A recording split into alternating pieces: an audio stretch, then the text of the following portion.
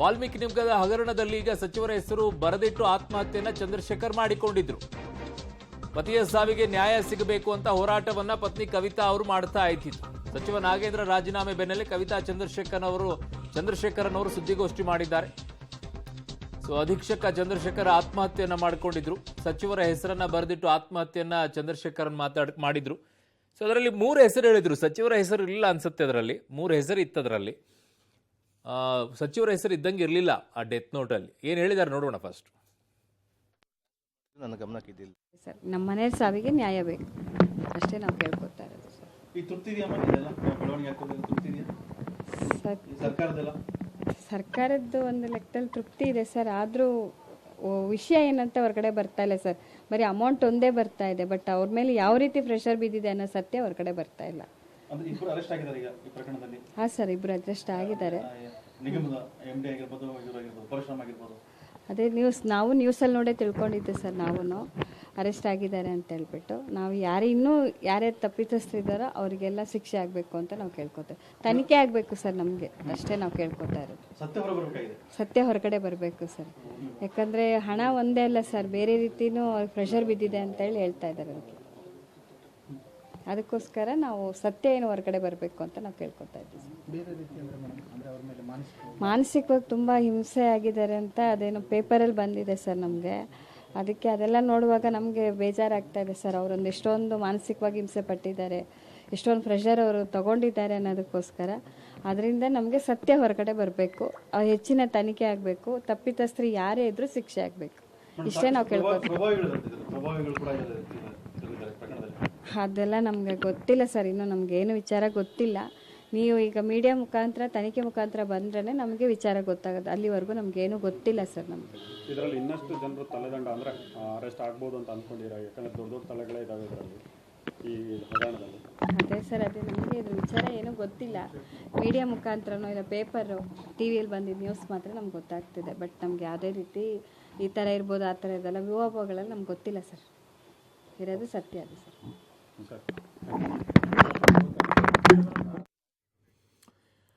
Again repeat ಹೇಳ್ತಾ ಇದ್ದೀನಿ, ಆ ಡೆತ್ ನೋಟ್ ಅಲ್ಲಿ ಸಚಿವರ ಹೆಸರನ್ನ ಬರೆದಿಟ್ಟಿರಲಿಲ್ಲ. ಅಲ್ಲಿ ಅಧಿಕಾರಿಗಳ ಹೆಸರನ್ನ ಮಾತ್ರ ಬರೆದಿಟ್ಟಿದ್ರು ಅವರು, ಚಂದ್ರಶೇಖರ್ ಅವರು. ಬಟ್ ಈಗ ನಾಗೇಂದ್ರ ಅವರು ಈ ವಿಚಾರದಲ್ಲಿ ಮುಜುಗರ ತಪ್ಪಿಸೋಕೋಸ್ಕರ, ಪಕ್ಷಕ್ಕೆ ಮತ್ತು ಸರ್ಕಾರಕ್ಕೆ ಮುಜುಗರ ತಪ್ಪಿಸೋಕೋಸ್ಕರ ನಾನು ರಾಜೀನಾಮೆ ಕೊಟ್ಟಿದ್ದೀನಿ ಅಂತ ಅವ್ರು ಹೇಳ್ತಾ ಇರ್ಬೋದು. ಈಗ ಸುದ್ದಿಗೋಷ್ಠಿ ಮಾಡ್ತಾರೆ, ಅದರದೊಂದು ಕ್ಲಿಯರ್ ಪಿಕ್ಚರ್ ಸಿಗುತ್ತೆ. ಬಟ್ ನನಗಿರುವಂಥದ್ದು, ನಾನು ಮತ್ತೆ ಮತ್ತೆ ಹೇಳ್ತಾ ಇದ್ದೀನಿ, ಒಂದು ನಿಗಮ ಮಂಡಳಿಗೆ ಅಧ್ಯಕ್ಷರನ್ನ ನೇಮಕ ಮಾಡಿದ್ದೀರಾ. ಆ ನಿಗಮ ಮಂಡಳಿಗೆ ಅಧ್ಯಕ್ಷರು ಒಬ್ಬ ಶಾಸಕರಾಗಿದ್ದಾರೆ. ಆ ಶಾಸಕರು ಎಲ್ಲಿ? ಅವರನ್ನ ಯಾಕೆ ಮುಚ್ಚಿಡ್ತಾ ಇದ್ದೀರಾ? ಆಮೇಲೆ ನಾಗೇಂದ್ರ ಅವರು ರಾಜೀನಾಮೆ ಕೊಟ್ಟ ತಕ್ಷಣ ಈ ಕೇಸ್ ಮುಗೀತು ಅಂತಲ್ಲ. ಯಾರು ವರ್ಗಾವಣೆಯನ್ನ ಮಾಡಿದ್ರು, ಯಾತಕ್ಕೋಸ್ಕರ ವರ್ಗಾವಣೆಯನ್ನ ಮಾಡಿದ್ರು, ಆ ಕಂಪನಿಗಳ ಹೆಸರಲ್ಲಿ ಎಲ್ಲಿಗೆ ಹೋಗ್ತಾ ಇದೆ, ಯಾಕೆ ಅಲ್ಲಿಗೆ ವರ್ಗಾವಣೆ ಮಾಡಿದಂಥವ್ರು ಯಾರು, ಇದನ್ನ ಹೇಳಬೇಕಾದಂಥ ಜವಾಬ್ದಾರಿ ಮಾನ್ಯ ಮುಖ್ಯಮಂತ್ರಿಗಳಿಗಿದೆ, ಉಪಮುಖ್ಯಮಂತ್ರಿಗಳಿಗೂ ಕೂಡ ಇದೆ. ಕಾರಣ ಅದು ಎಸ್ಟಿ ಸಮುದಾಯದ ಕಲ್ಯಾಣಕ್ಕೋಸ್ಕರ ಇಟ್ಟಂಥ ದುಡ್ಡದು. ಬೇಕಾಬಿಟ್ಟಿ ಬಳಕೆ ಮಾಡ್ಕೊಳ್ಳೋಕಿರುವಂಥ ದುಡ್ಡಲ್ಲ ಅದು. ಆ ಸಮುದಾಯ, ದಲಿತ ಸಮುದಾಯದ, ಎಸ್ಟಿ ಸಮುದಾಯದಲ್ಲಿರುವಂಥ ಜನರ ಕಲ್ಯಾಣಕ್ಕೋಸ್ಕರ ಇಟ್ಟಂಥ ದುಡ್ಡನ್ನ ಯಾವುದೋ ಕಂಪನಿಗಳಿಗೆ ಬೇಕಾಬಿಟ್ಟಿಯಾಗಿ ವರ್ಗಾವಣೆ ಆಗುತ್ತೆ ಅಂತಂದ್ರೆ ಯಾರು ಮಾಡಿಸಿದ್ರಿ ಇದನ್ನ? ಹಾಗಿದ್ದಾಗ ಅದು ಹೈದರಾಬಾದಕ್ಕೆ ಎಲೆಕ್ಷನ್ ಇರುವಂತಹ ಸಂದರ್ಭದಲ್ಲಿ, ಎಲ್ಲವೂ ಎಲೆಕ್ಷನ್ ಟೈಮ್ನಲ್ಲಿ ಆಗಿರೋದಿದು. ನಿಮ್ಮೆಲ್ಲರ ಗಮನಕ್ಕಿರಲಿ. ನೋಡಿ, ಇದನ್ನು ಮುಚ್ಚಾಕುವಂತ ಕೆಲಸವನ್ನ ಈ ಸರ್ಕಾರ ಮಾಡ್ತು.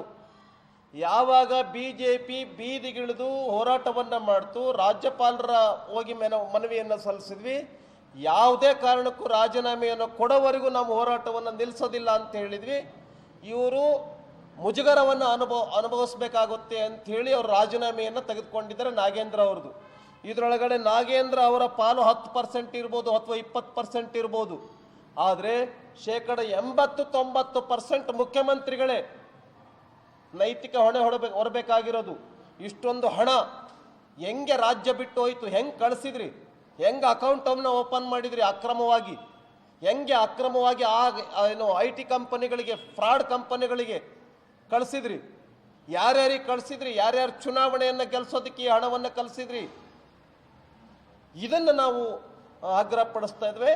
ಹಾಗಾಗಿ CBI ತನಿಖೆ ಸ್ಪಷ್ಟವಾಗಿ, ಪಾರದರ್ಶಕವಾಗಿ, ಚೆನ್ನಾಗಿ ನಡಿಬೇಕು ಅಂದ್ರೆ ಮೊದಲು ರಾಜೀನಾಮೆಯನ್ನು ಕೊಡಬೇಕು ಮುಖ್ಯಮಂತ್ರಿ ಸಿದ್ದರಾಮಯ್ಯ ಅವರು.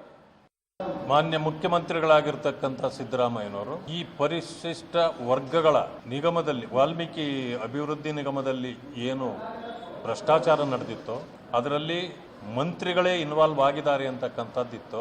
ಇದನ್ನು ಯಾರೋ ಹೊರಗಡೆಯವರು ಹೇಳಿದ್ದಲ್ಲ, ಸ್ವಯಂ ಚಂದ್ರಶೇಖರ್ ಅಧಿಕಾರಿಯೇ ಅವರ ಡೆತ್ ನೋಟ್ನಲ್ಲಿ ಬರೆದಿಟ್ಟು ಅವರು ಸುಯಿಸೈಡ್ ಮಾಡ್ಕೊಂಡಿದ್ದು. ಆದ್ದರಿಂದಾಗಿ ಇದು ಬೆಳಕಿಗೆ ಬಂತು.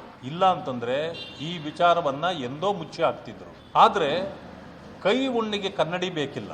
ಇವತ್ತು ಏನು ಅವರು ಇಷ್ಟು ತಡವಾಗಿ ಈ ತೀರ್ಮಾನ ತೆಗೆದುಕೊಂಡಿದ್ದಾರೋ ಇದು ಮೊದಲನೇ ತಪ್ಪು. ಅವರು ಯಾವತ್ತು ಚಂದ್ರಶೇಖರ್ ಅವರು ತೀರ್ಕೊಂಡ್ರು, ಆಪಾದನೆ ಹೊರಗಡೆ ಬಂದ ತಕ್ಷಣನೇ ಅವರು ರಾಜೀನಾಮೆ ಕೊಡಬೇಕಾಗಿತ್ತು. ಆದರೆ ರಾಜೀನಾಮೆ ಕೊಡಲಿಲ್ಲ. ಯಾಕೆ ಅಂತಂದ್ರೆ ಇದನ್ನು ಮುಚ್ಚಿ ಹಾಕಬೇಕು ಅಂತಕ್ಕಂಥದ್ದೇ ಈ ಸರ್ಕಾರದ ಒಂದು ತೀರ್ಮಾನ ಆಗಿತ್ತು. ಮುಖ್ಯಮಂತ್ರಿಗಳು ನಿನ್ನೆನೂ ಹೇಳಿದ್ದಾರೆ, ಏನು ಮಂತ್ರಿಗಳದ್ದು ಇದರಲ್ಲಿ ಯಾವುದೇ ಇನ್ವಾಲ್ವ್ಮೆಂಟ್ ಇಲ್ಲ, ಅವರೇನು ರಾಜೀನಾಮೆ ಕೊಡೋ ಅವಶ್ಯಕತೆ ಇಲ್ಲ ಅಂತ ಹೇಳಿದ್ರು. ಇವತ್ತು ಬೆಳಗ್ಗೆ ಕೂಡ ಅದೇ ರೀತಿಯ ಇದನ್ನ ತೀರ್ಮಾನವನ್ನು ಹೇಳಿದ್ರು. ಆದರೆ ಭಾರತೀಯ ಜನತಾ ಪಕ್ಷದ ನಾಯಕರು ಬೀದಿಗಿಳಿದು ಹೋರಾಟ ಮಾಡಲಿಕ್ಕೆ ಪ್ರಾರಂಭ ಮಾಡಿದ್ರು. 6ನೇ ತಾರೀಕು ಅವರು ರಾಜೀನಾಮೆ ಕೊಡಲಿಲ್ಲ ಅಂತಂದ್ರೆ ರಾಜ್ಯಾದ್ಯಂತ ನಾವು ಈ ದೊಡ್ಡ ಹೋರಾಟವನ್ನು ರೂಪಿಸಬೇಕಾಗ್ತದೆ ಅಂತೇಳಿ ನಾವು ಎಚ್ಚರಿಕೆಯನ್ನು ಕೊಟ್ಟಿದ್ವಿ. ಅದೇ ರೀತಿ ಇವತ್ತು ರಾಜ್ಯಪಾಲರನ್ನು ಭೇಟಿ ಮಾಡಿ ನಮ್ಮ ಏನು ಭಿನ್ನಹವನ್ನು ಅವರಿಗೆ ಸಲ್ಲಿಸಿದ್ದೇವೆ. ಇದು ಹೆಚ್ಚು ಒತ್ತಡ ಪ್ರಾರಂಭ ಆಗಿದ್ದ ಕಾರಣದಿಂದ ಇವತ್ತು ರಾಜೀನಾಮೆ ಕೊಡಿಸಿದ್ದಾರೆ. ಆದರೆ ಇದು ಅವರ ಸೊ ಇದು ಬಿಜೆಪಿಯವರು ಹೋರಾಟ ಮಾಡ್ತೀವಿ ಅಂದಿದ್ದಕ್ಕೆ ರಾಜೀನಾಮೆಯನ್ನ ಕೊಟ್ಟರು ಅನ್ನುವಂಥದ್ದು ಇರಬಹುದು. ಸ್ವಯಂ ಪ್ರೇರಿತವಾಗಿ ಅವರು ರಾಜೀನಾಮೆ ಕೊಡಕ್ಕೆ ಹೋಗ್ತಾ ಇದ್ದೀನಿ ಅಂತ ಹೇಳ್ತಾ ಇರುವಂಥದ್ದು ಇರಬಹುದು.